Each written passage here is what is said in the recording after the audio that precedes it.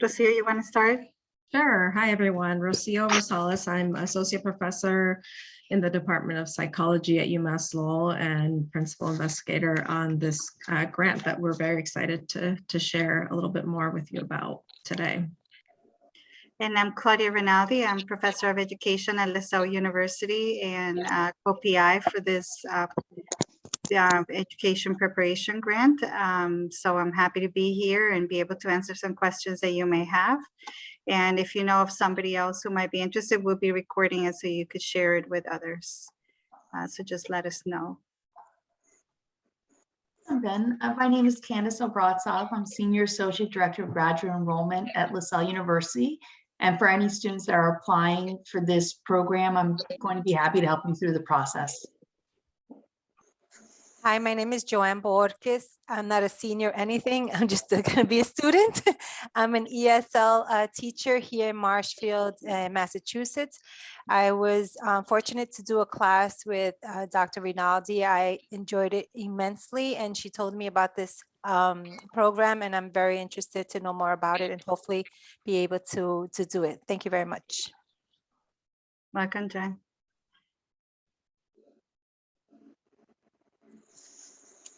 B, you want to go? Sure. Hi, I'm Beatrice Carol Cintron. I'm the program manager of the UML LIPP. I also am a product of the Master of Science in Autism Studies program, and I also am working towards my teaching certificate in bilingual SPED. So very nice to see you all. Wonderful. And I'll just call people who come on my screen. We'd just love to get to know you a little bit. So Diana Castillo. Yeah, that's me. Hi, everybody. I'm happy to be here, and I'm just willing to be part of this great program. And, you know, I just wanted to listen what is this program is offering for us. I speak Spanish. My first language is Spanish. I mean, I'm originally from Colombia. Oh, so am I, Diana. You are? Yes. Okay. Yes. Wonderful. Okay, Ethan. Hi, good evening, everybody. I heard about this program. I'm interested in the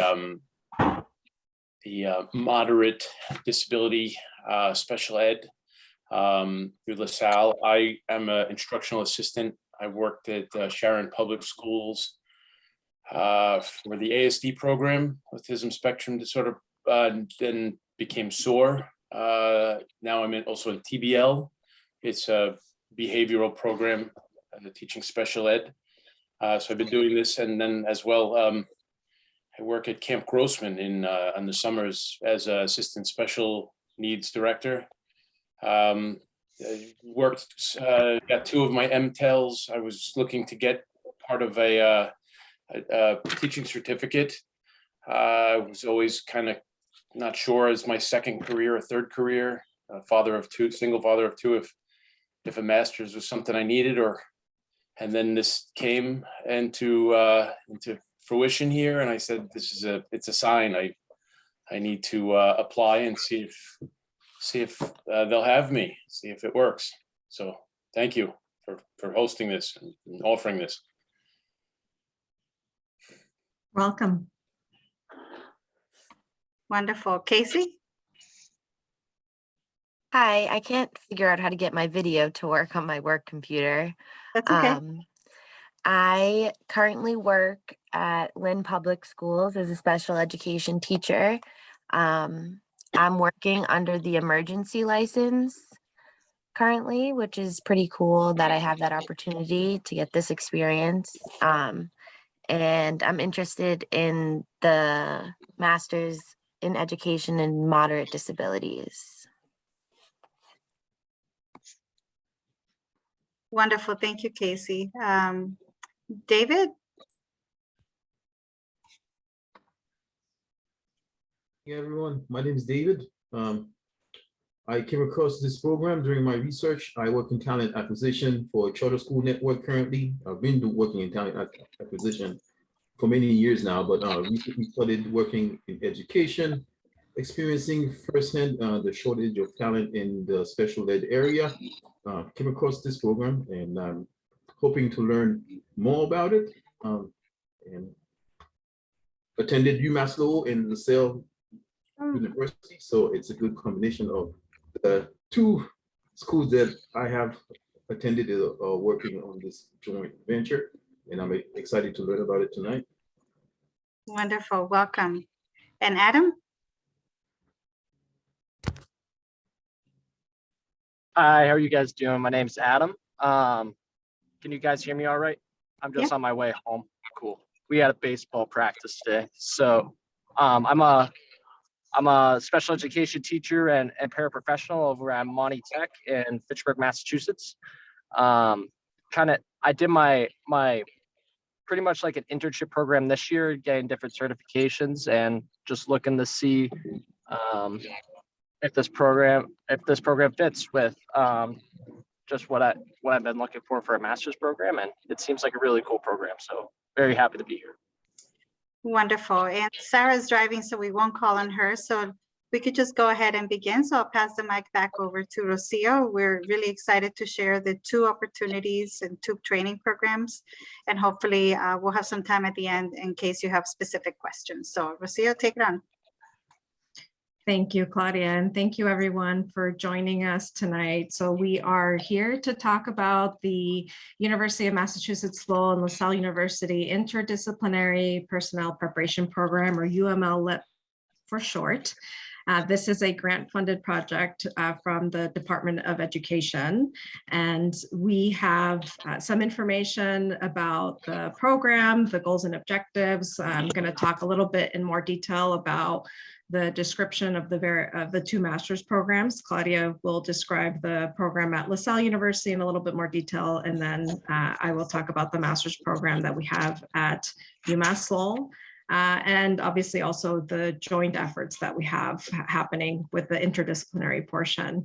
And then we'll also talk a little bit about application enrollment, and we'll leave plenty of time, I think, for your questions that you might have. Feel free to put them in the chat too if you think about them while we're talking, and we'll save time at the end for questions. Just a little disclaimer here before we begin.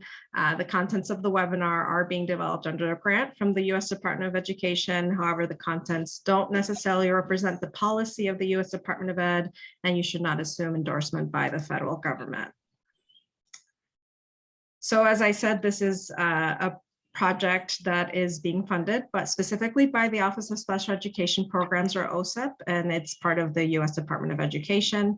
OSEP is dedicated to improving the results for infants, toddlers, children, and youth with disabilities ages birth through 21.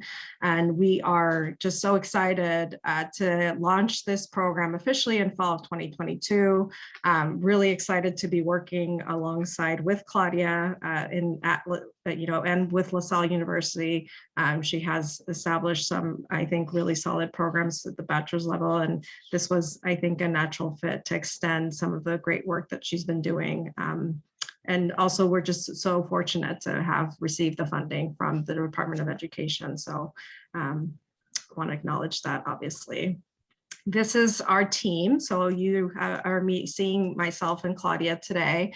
We also are fortunate to be working with a couple of other faculty and staff at UMass Lowell. Professor Robai Warunga is Assistant Professor of Curriculum and Instruction, and she was really instrumental actually in connecting Claudia and I on this grant specifically. So she and I had been working together on a separate program, and she and Claudia had also been working together. So that's how our connection was made just last year.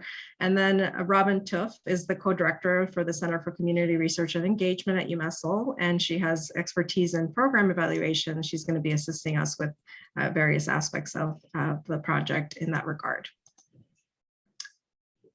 So this is the goal, the main objective of UML LIPP, and we're looking to address the national need to alleviate both special education and board certified behavior analyst personnel by specifically increasing the number of individuals from underrepresented groups who are trained to meet these credentials. So we're going to be preparing both SPED teachers and BCBAs to work collaboratively to improve the educational and behavioral services and outcomes for school-age children with autism and related disabilities.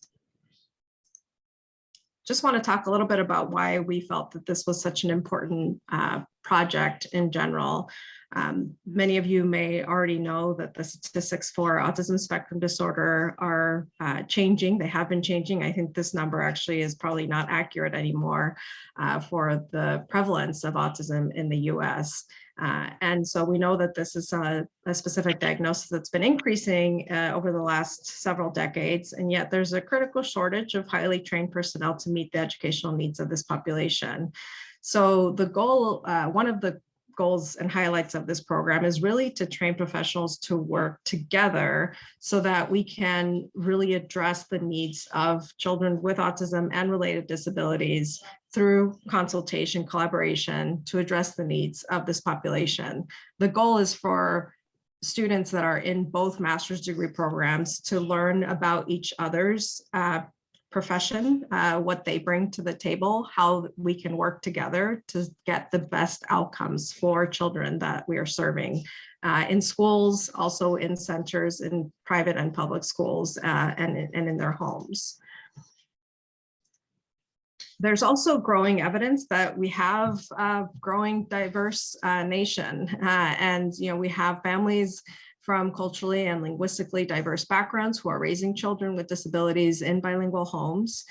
Yet the demographics for both SPED teachers and BCBA show really a sore lack of racial and ethnic diversity in the workforce. And so these are just some statistics for both public school teachers and BCBAs, really demonstrating that by and large, both of these professions, there's a large percentage of female instructors and BCBAs, and then also a large percentage of white demographics. So in looking to specifically increase the diversity of these two populations, we are looking at all these different demographics, definitely race, ethnicity, and then also definitely more males to be joining both of these professions.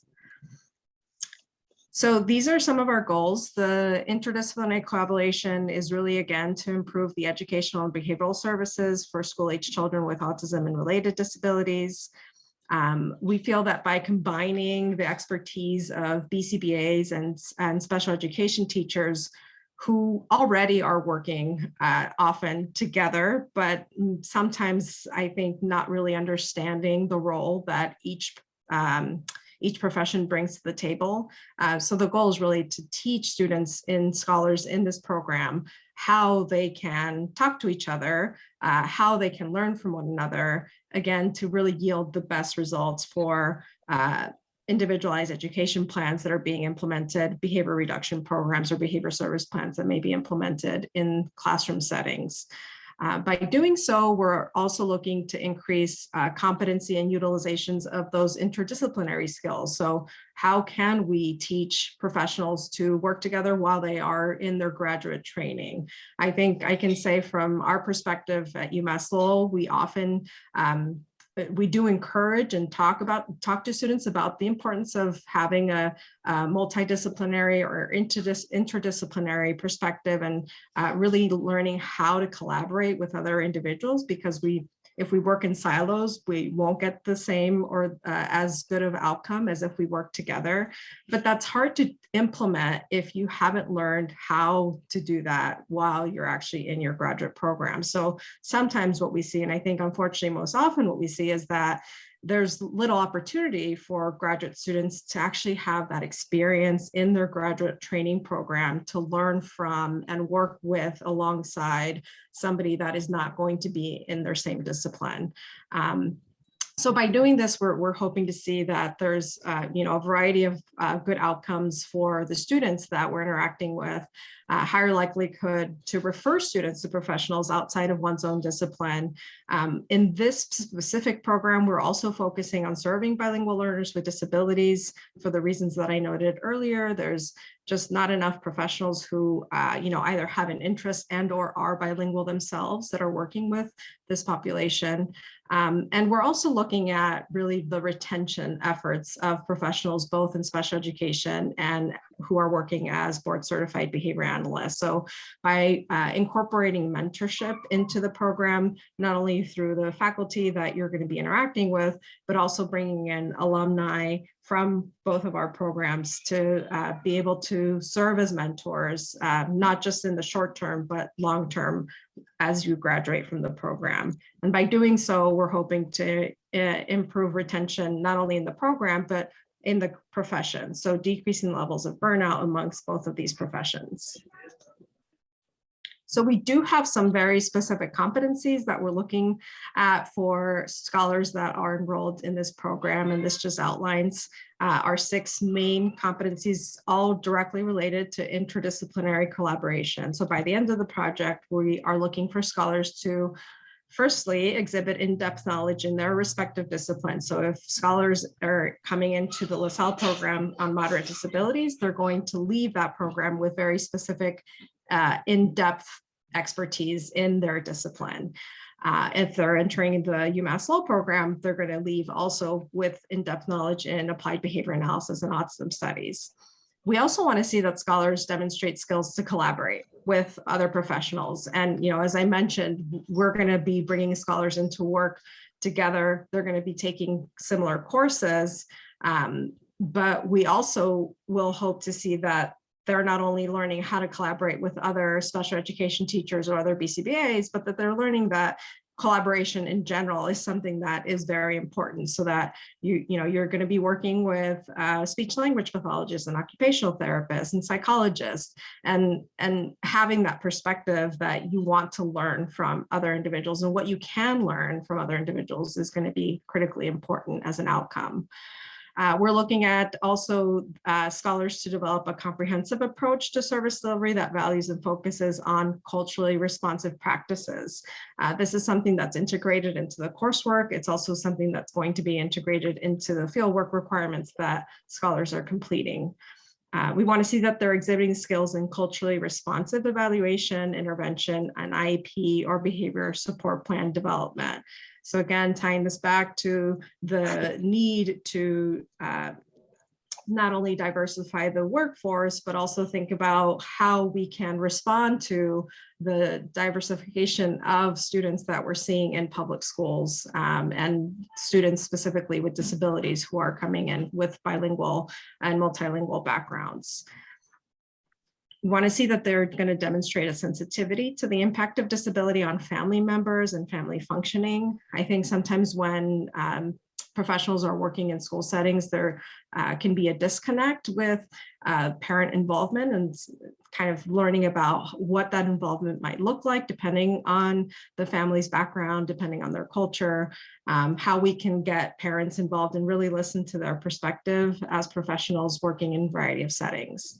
And then finally, we're going to want to see that all scholars are designing and implementing either a capstone project or a research project under the supervision of a faculty mentor and a fieldwork supervisor. So there is that component that will be required for all scholars in either degree program. So there are 2 options. As you know, and I've mentioned, this is a partnership between 2 universities, Lasell and UMass Lowell. And so the program that I'm affiliated with, I'm the coordinator for the Master of Science in Applied Behavior Analysis and Autism Studies, and that's housed at UMass Lowell. Scholars who are entering this program will receive funding for a full tuition for that master's program. In addition to this, we're going to be funding scholars to complete a teaching bilingual learners with disability certificate program that's housed at Lasell University. It's a certificate program that Dr. Rinaldi developed several years ago. And this Venn diagram here is really showing you what's at the heart of the program, that we are training scholars to get their specific expertise and knowledge in a discipline. If you're at UMass Lowell in ABA and autism studies, if you're entering the MAD in special education at Lasell University, you're going to be working towards specific expertise and licensure as a special educator. But then we're also going to be providing tuition waivers for up to 9 credits or 3 courses that will give you credit toward a graduate certificate, specifically in applied behavior analysis at UMass Lowell.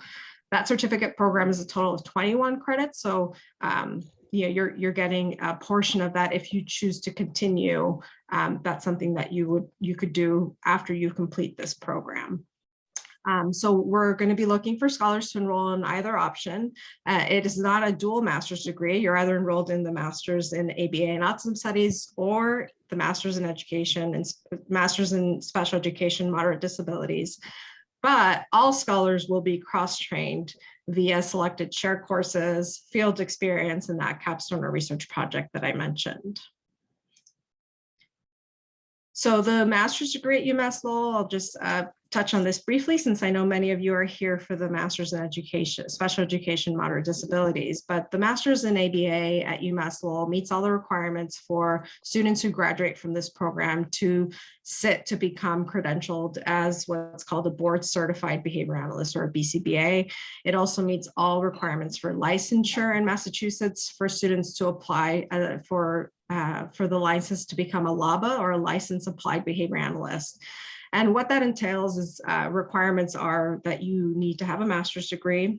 There's course content specifically in behavior analysis. So we have what's called a verified course sequence that has been reviewed and verified and renewed annually by the Association for Behavior Analysis International. It also requires that students complete a specific number of supervised fieldwork hours under the supervision of a board certified behavior analyst. So students who enter the program and are admitted under the MS and ABA and Autism Studies will meet all of these requirements over the course of typically 2 years if you're coming in full time.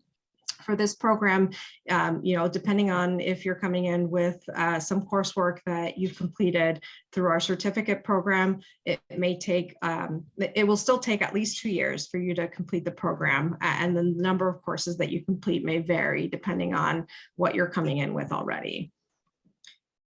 So this is just an overview of the program for UMass Lowell. So you can see that it's a 39 credit master's degree program. And then the certificate program that is in teaching bilingual learners with disabilities is 6 credits. So it's 1.5 credits for 4 courses. And again, that would be in addition to the master's degree that you would be funded for. So there are some foundation courses that are required. There's some methods courses, behavioral assessment, intervention and ethics, supervised practicum. The courses that are highlighted in yellow are ones that scholars coming into the UML LIPP will be enrolled in together. So this is a course where both LaSalle and UMass Lowell students will be enrolled at the same time, and we'll be, especially with the Psych 5901, this is a seminar course that we will be meeting on a monthly basis and bringing in experts from the field, including some sessions that I will run, some that Professor Rinaldi will run, definitely also Dr. Warunga, who I mentioned is involved in the program. If there's an icon here with a little computer, that indicates that the course is meeting asynchronous online. So the master's program in ABA and Autism Studies at UMass Lowell is a hybrid program. So we have some courses that are fully online, some courses where there is a requirement for you to be on campus, and you can see the ones that don't have the icon are the ones where we would be expecting students to be on campus. And then there will be some that meet virtually. So the 5901 in particular is a course that will be meeting again once a month, and that class will meet virtually through Zoom, just like we're here today. And it will run over the course of the time that scholars are in the program, so every fall and spring. So if I can also add for that Psych 5901, it would be an opportunity for us to model and demonstrate the collaboration and consultation among both special ed as my background and autism studies as your background, and curriculum and instruction from Professor Warunga too. So we definitely want to model what we preach. And so that monthly seminar, it's an opportunity for us to kind of demonstrate how to work together and then bring those experts from the field and alumni and engage you in, practicing those skills through, some kind of activity as we move through that session. Yes, thank you. Absolutely. that's a great point. I think, as I mentioned, Dr. Rinaldi and I have only known each other actually for a little over a year, and it's been so wonderful to learn from her so much already in the time that we've been working on developing and submitting this proposal and working on this grant together. So I think a lot of what will happen in that seminar is an opportunity for us to continue to demonstrate how that work can really come together, again, for the benefit of the students that we're interacting with, both the graduate students and I think also the children that will be served to the grant. So just the last thing about the master's program at UMass Lowell, again, the courses that are highlighted in yellow are the ones that overlap with LaSalle students, and some of them, as you can see, will be courses that are taken at LaSalle University. And so these credits here will be your electives if you're in the master's program in ABA. We have an option for students to do a thesis, but if you're coming into this program, we would put you in recommend that you take these courses, require these courses as your electives, and that gives you the 39 credits. Again, the graduate certificate, which is 6 additional credits, is on top of your master's degree, but it would be a requirement of completing the program, the UML LIPP program. So I will hand it over now to Dr. Rinaldi to talk about the program at LaSalle and application process. Thank you, Lucio. And I wanted to go back a little bit and just share that this is a 5-year granted program, a 5-year grant program. And the first year we've been developing this curriculum and that particular seminar that we're doing, that we were just talking about. So it is really mixing, identifying the problems of practice in the field that we see in our consulting work and in our teacher preparation or personnel preparation work, and really thinking about how to help districts address disproportionality, addressing IEPs, coordinating content standards and behavioral standards so that, we can meet the needs of the students with IEPs in those that have ASD, but also related disabilities. So year 2 would be the first year that we bring students in, and we'll be bringing students in for 3 years. At each institution, we'll be accepting or providing scholarships for 4 students in each program. So there'll be initial cohort of 8, and then the second year there will be another 8, and then third year another 8, for a total of 24 students who would complete the master's, half in one program and half in the other. So it's a very special, unique kind of funded program, and we hope that you're kind of seeing the uniqueness to it and see the benefits of it. From the LaSalle side, the Masters of Education in Moderate Disabilities carries initial licensure. So I know some of you said you were in an emergency license. So the Moderate Disabilities license with the state covers pre-K to 8th grade. So you would leave the program with the licensure completed. That means that the master's degree is about 36 credit hours plus the interdisciplinary piece as well, which we'll look at in a minute. And it does include the content area that you need to meet the Massachusetts standards for professional standards for teachers and moderate disabilities. And it'll also include a full practicum in a public school, about 400 hours of 14 weeks with an approved LaSalle University program supervisor and a school site approved supervising practitioner. So we'll follow all the rules that we have to for that initial license. Next slide. So here we'll look at the program requirements. Again, I talked about the 36 credits is the original master's that we have. And then if funded with the scholarship, you have an additional 9 credits towards that ABA certificate program with UMass Lowell. And I think the heart of this and the gold standard for me in here is that, many teachers that I work with in consulting and school districts don't actually really know what to do with their ABAs in their classroom or their behavior specialist or any kind of person who's coming to support those students with behavior challenges. So giving you those 3 selected courses that that Dr. Rosales and I picked will give you more insight into the preparation that you would need to know how to use those consultation and collaboration skills to address not only the academic needs, but also the behavioral needs of students who are identified as ASD or behavior disorder. You will see that it have the little computer icons again in a couple of the classes. Our program is a hybrid, which means that all of our courses, except the ones with the computers, meet for about 8 weeks. 3 weeks of those are face-to-face, usually beginning, middle, and end. And then, of course, the practicum would be in the school with a seminar that is online.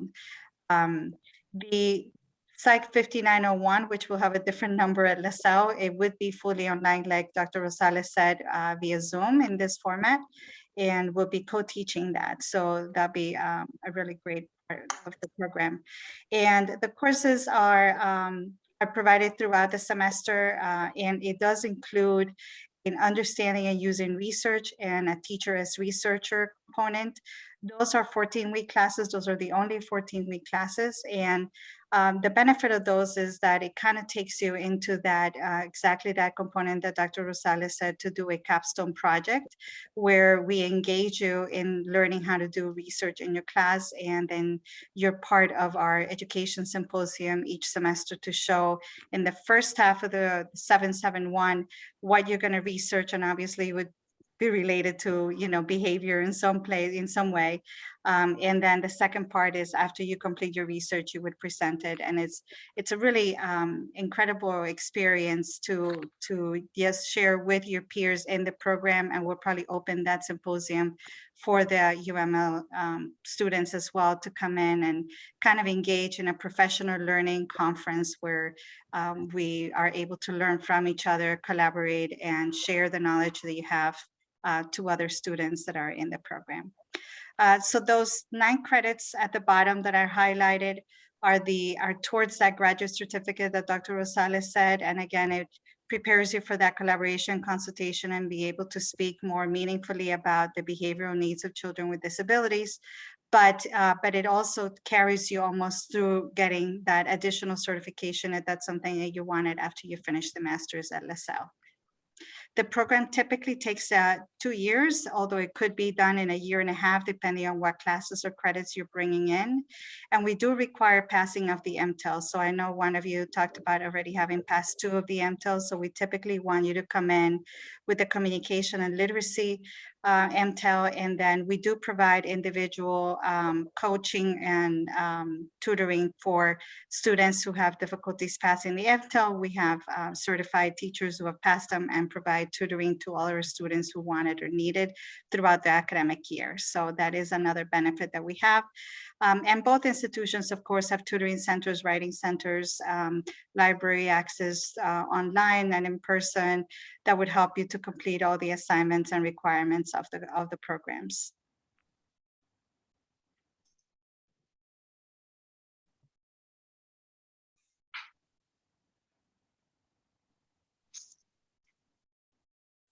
So here are some of our affiliated partner sites. Obviously, we have Boston Public Schools, where we place some of our students. If you needed a placement, if you already have a placement in a school, we're happy to work with you in that placement or that school district that you're at and provide you with the Lasell supervisor, program supervisor at the time that you need it for full practicum wherever you are.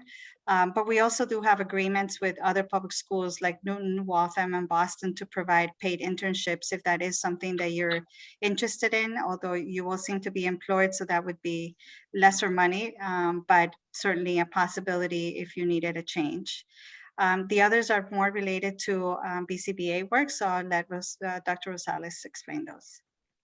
Sure. So yeah, so UMass also has a variety of affiliate sites to complete the supervised fieldwork requirement. And this is a small sample of our affiliated sites. And one of the specific things that we are looking for scholars who are entering this program is that you will be working with children, which is not a typical requirement for students just in our master's program. Students that come into the master's program that are not part of UML LIPP may be working with adults, adolescents as well, who are no longer enrolled in a school setting. But Melmark New England, the May Institute, are large organizations that provide behavioral services in not only in the state of Massachusetts, they have sites in other states as well. And then we have affiliations with some smaller companies that are in the geographic region, some that are actually not in Lowell or, within a 30-mile radius of Lowell. So I think that there are opportunities for students who are commuting to come to campus and want to choose to work at a site that may be closer to their home. Do you want to go through the application requirements, Claudia? Sure. So we do require that you graduate from that have a bachelor's degree from an approved and accredited college or university. So you'll have official transcripts for all college coursework.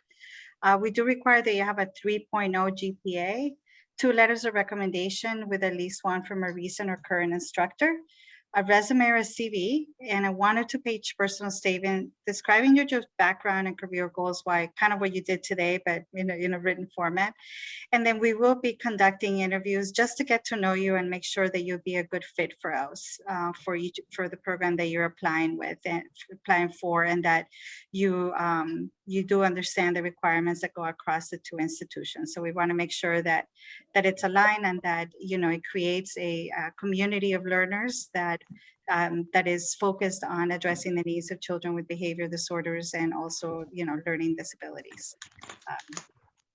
If you already have, so there are a couple other requirements for UMass Lowell. I think you require 4 courses in psychology, including a research methods course or an additional research methods course. For Lasell, like I said, we have the MTON Communication and Literacy that we really would want that to be completed and done, and a course in child development, at the undergraduate level, or you could take that over a summer. Just because we need to kind of launch into the 36 credits. And so the child development course is a basic one. Yeah, and I will add, so, if there are students, prospective students who are looking at UMass Lowell and they don't meet this minimum of 4 courses in psychology and/or don't have the undergraduate psychology research methods course, we do often do contingent admissions. So that means that, maybe you had 3 courses or only 2. We have a way for you to start to take coursework in our certificate program that would then help you to meet that minimum requirement. The undergrad psych research methods course is something that we require because we want students to do well in our program. And as part of the master's degree program at UMass Lowell, you will be required to take a graduate level research methods course in psychology. So having that background obviously will be helpful and really necessary in order for you to be successful in that course. And want to kind of go back to Claudia's comment earlier about the fact that this is a 5-year program. So if you're here now and you're thinking, I'm not meeting this requirement, I'm really interested, know that we will be admitting students in fall of 2023 and 2024. So it's certainly something that you can be striving for future years if this is something that's of interest.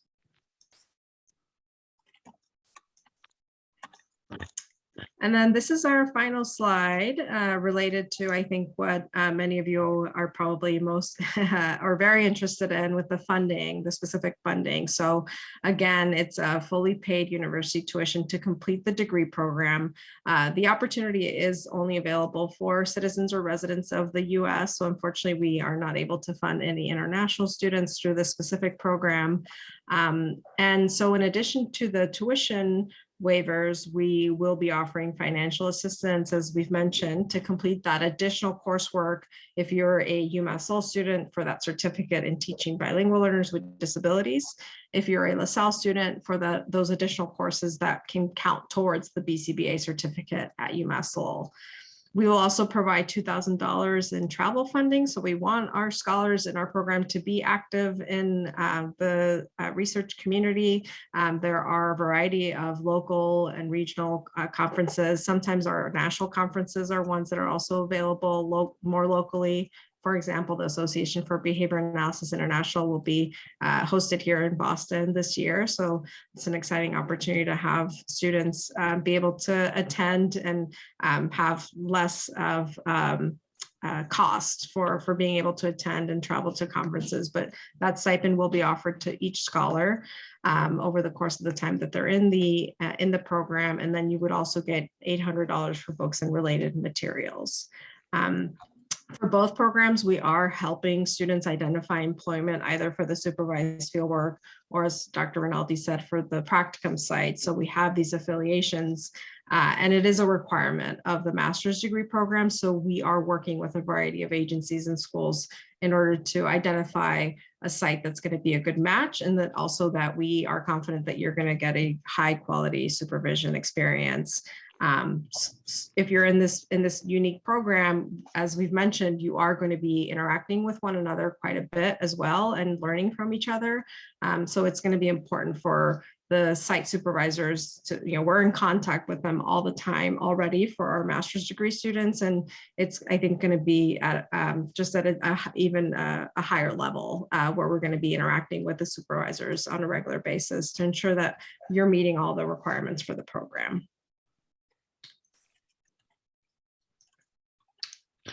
So I lied, one more slide. So this one is related to the funding requirements.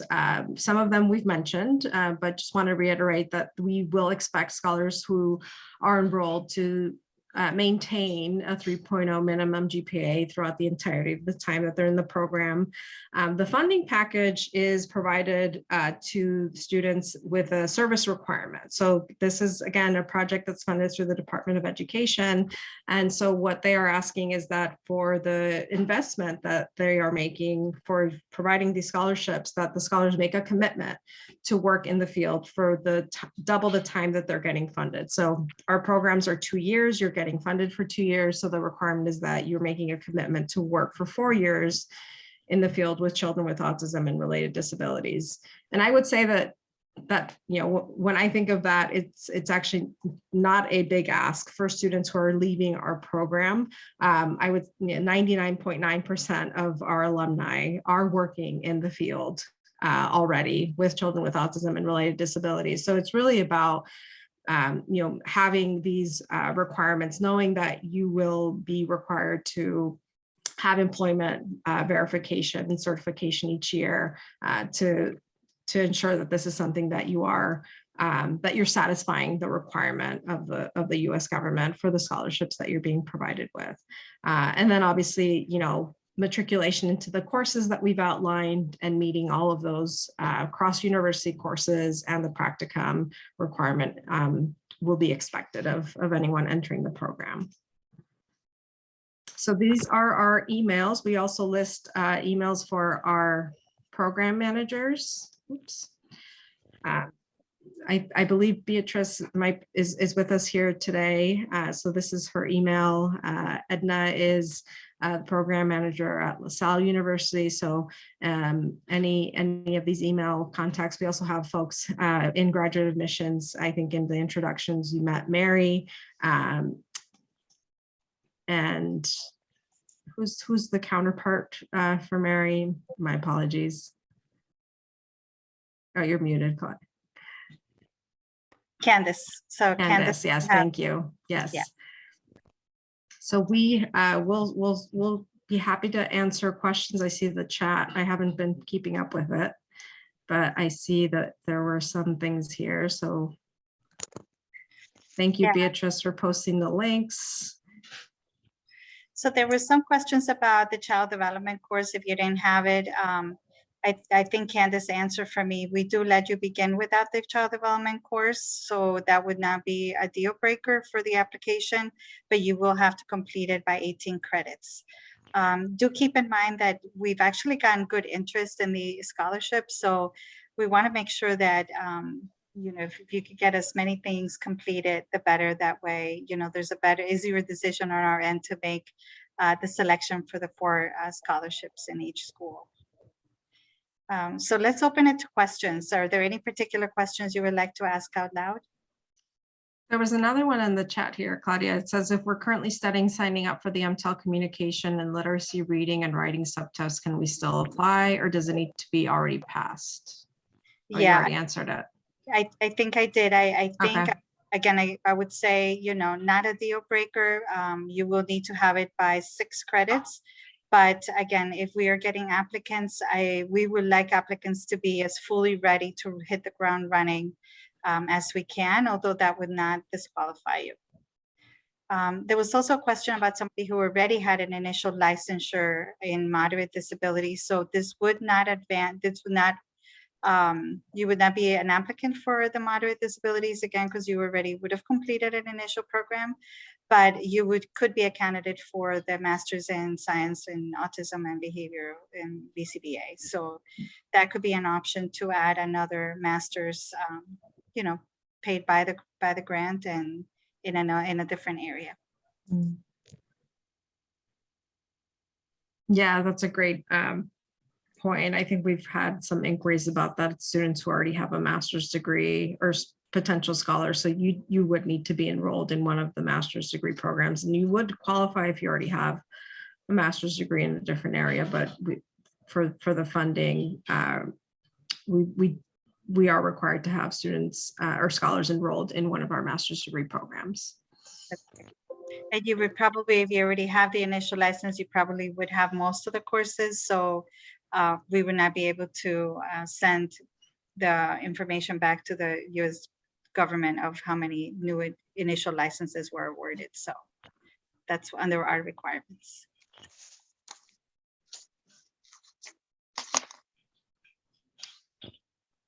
Any other questions? Yes, I had a question actually. So I emailed Dr. Rinaldi a little bit about it, about my unique situation. So I work within a high school setting and was very interested in, but I understand that the licensure is between pre-K up until 8th grade.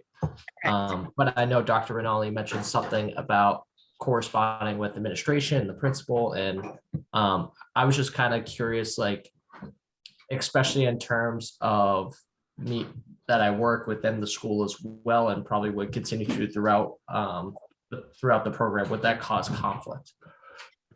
So if the school doesn't have an 8th grade, I would say it would create a conflict because I have to abide by the state rules and the grades have to be between pre-K to 8. That also, so although that could be a challenge for you, it could be that we find you a different placement and your principal loves you and holds you in regard and will be ready to hire you back on after your 14 weeks. So I wouldn't see it as I think take it as it comes, and who knows, you might fall in love with 8th grade too. So Absolutely, thank you. I have a question. The interviews will be done in the next 2 months, and when would the final decision be made? So we're hoping to make the final decision by July 1st, although we're trying to do that sooner as applicants come in. So we're finishing the semester off and we'll start reviewing together. Again, Dr. Rosales and I would like to make sure that the team is selecting the scholarships, to make it a strong and cohesive and representative team. So we'll be reviewing those, and I'm not sure whether there would be like a set date where all the letters go out, or or we'll be doing it on a rolling basis. So I'm sorry, I can't answer that. But what we are doing at the Lasell side is you are being admitted to the program. That doesn't mean you have to continue. And then just give us some time to get to the awards of the scholarship. But at least we get through the first stage of whether you meet the requirements, and then the second stage would be the scholarship allocation.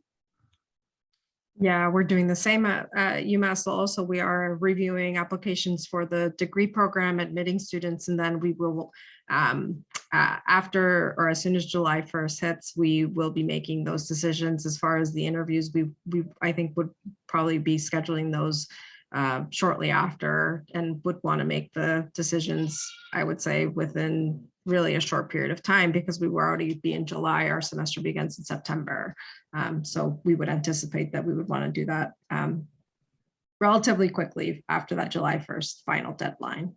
Yeah, because I did apply for the LaSalle on the LaSalle website. So I don't know if there's anything else I have to do, because there's some things there I did not submit, like the personal. So, Statement. Okay. yeah.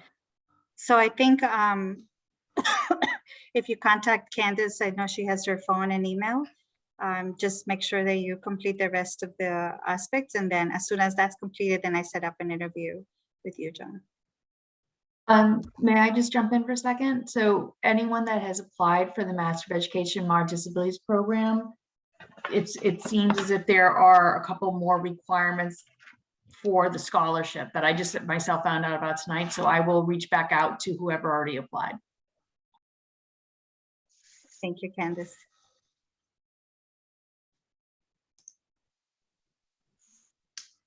When our applications due. So we are reviewing applications for the degree program on a rolling basis. And then by July 1st, we will be reviewing applications for the scholarship. So if you can get everything in before July 1st, that will put you in a better position.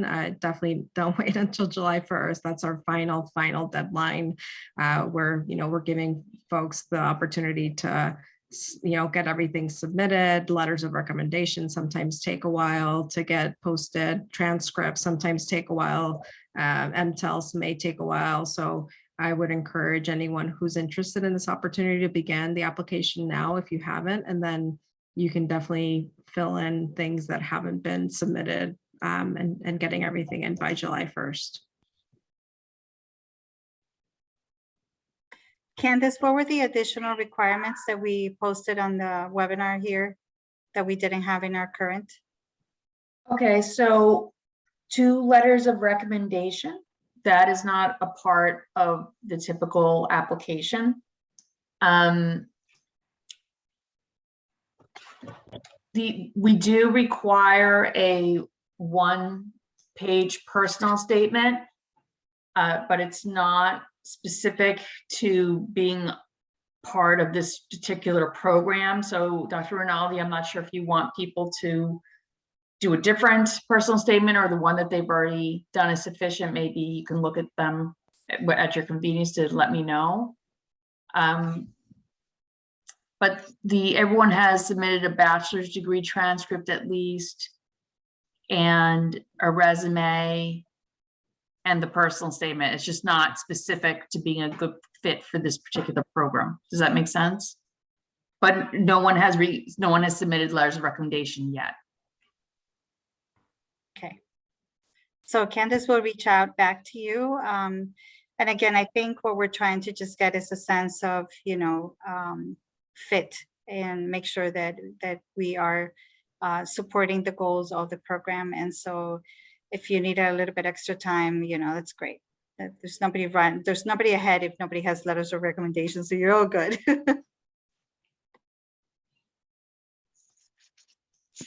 So we are coming to 6:55. We certainly want to honor everybody's evening time, and you're probably hungry. So unless there's any last questions, just feel free to email us again. I think both Dr. Rosales and I have been emailing back anything that comes up. So if you think of something, or there's a delay on something and you want us to wait, feel free.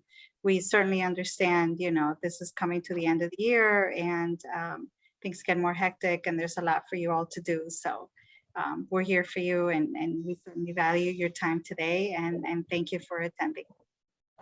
Yes, thank you all so much for being here. And I want to reiterate, please don't hesitate to reach out if you have a question. I know that sometimes you know, and it's a lot of information that we shared. So you may need to digest everything. And I think that we're going to look at posting this recording, making it available so you can review it and for others to have it available as well. So please reach out if you have questions.